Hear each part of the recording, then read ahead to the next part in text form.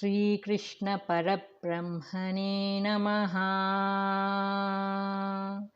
Sri Sadguru Paramatmane Namaha.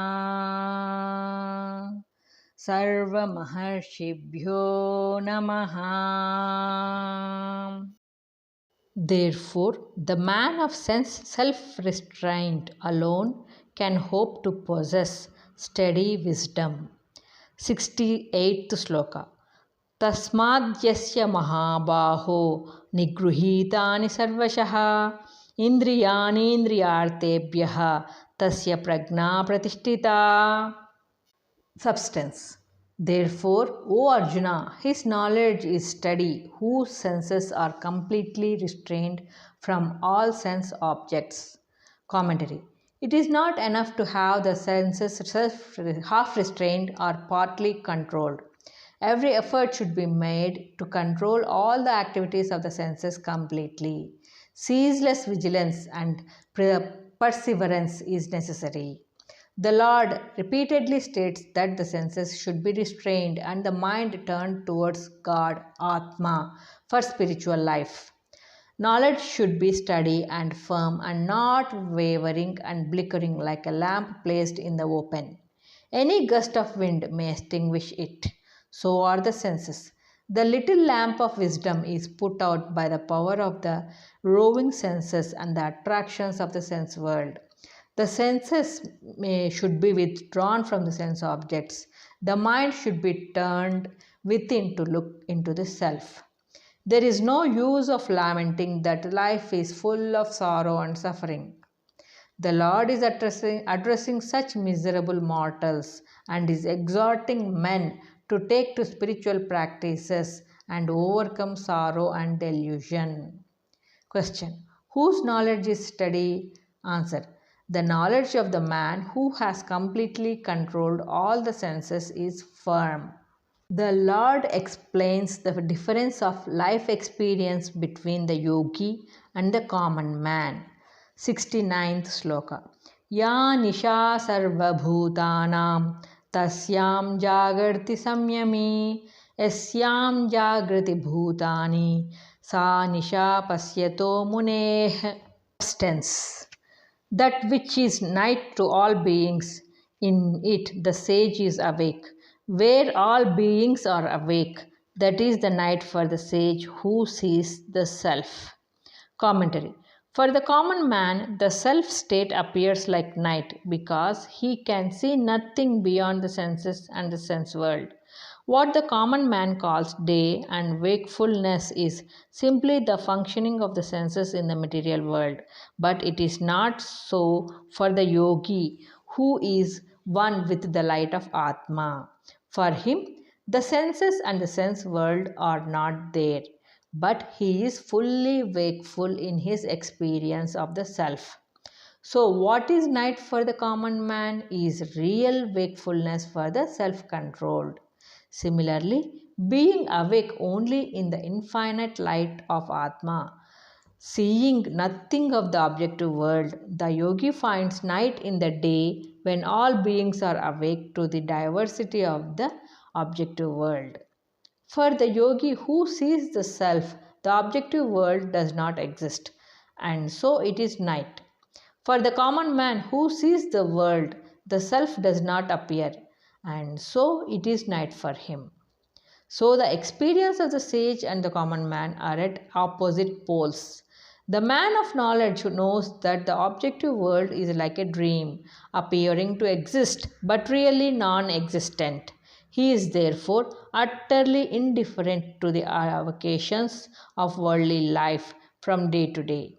He has developed intense dispassion, and so the sense world has no meaning for him. He does not recognize its existence.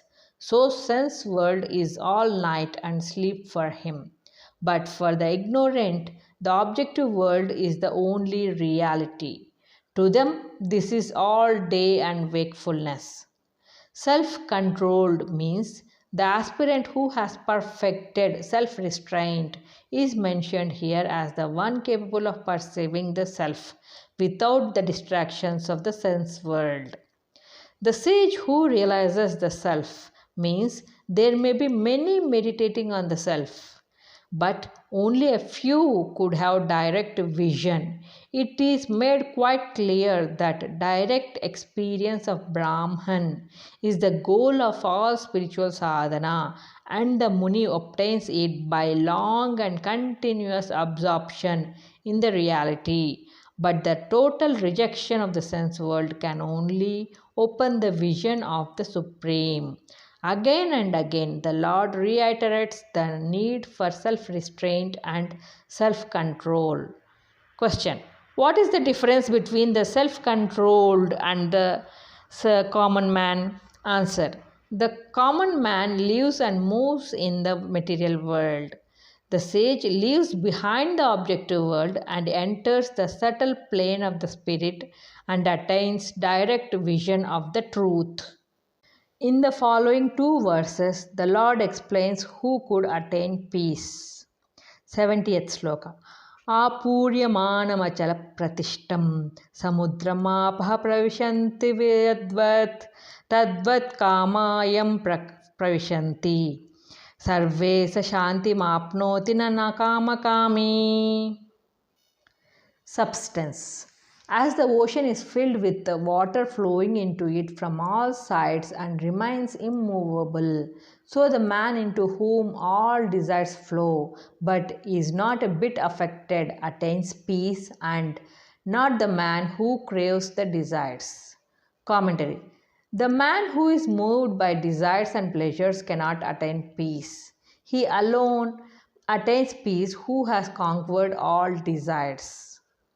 The man of steady wisdom, the Sthita Prajna, is compared to the ocean. Though the waters of the ocean are drawn up by the sun in the form of clouds, it is not reduced in any way. So also, though rains and floods join the ocean, it does not expand. It remains the same, immovable. In the same way, the sage of steady wisdom remains unmoved when all desires flow into him without producing any reactions of the mind or the body.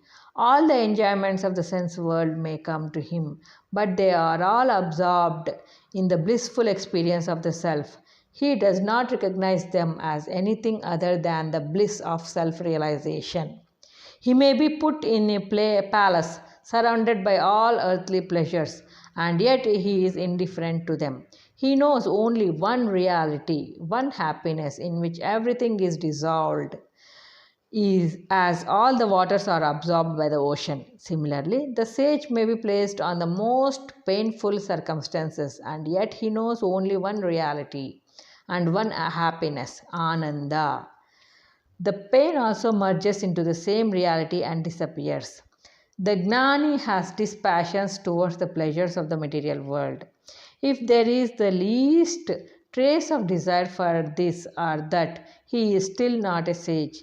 The real Gnani is like an ocean, vast and full. He is filled with the bliss of Brahmananda.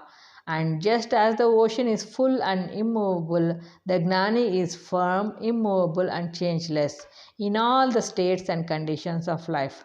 Small wells, tanks, and reservoirs are not like the ocean. When floods come, they overflow, cut the bund, and cause damage. When there is drought, they dry up and look like empty pits. They change, but the ocean is changeless. The ignorant man is upset one way or the other by the pleasures and sufferings of life. They are distracted both when pleasures come and when suffering falls into their lot. The ocean does not seek for augmenting its water from rains and rivers. They come and the ocean simply absorbs them. That is all. The Gnani also does not seek for anything. When Providence brings pleasures, he absorbs them into his own Brahmananda and remains unaffected. So, those who desire for peace should constantly meditate on the last line of this verse. They should root out all the secret desires from their heart and fix their mind in the one reality and the one bliss that exists everywhere. The seeker should be desireless, akamakami. Question. Who enjoys peace? Answer. The desireless man who, like the ocean, absorbs into himself all the pleasures and enjoyments, attains peace.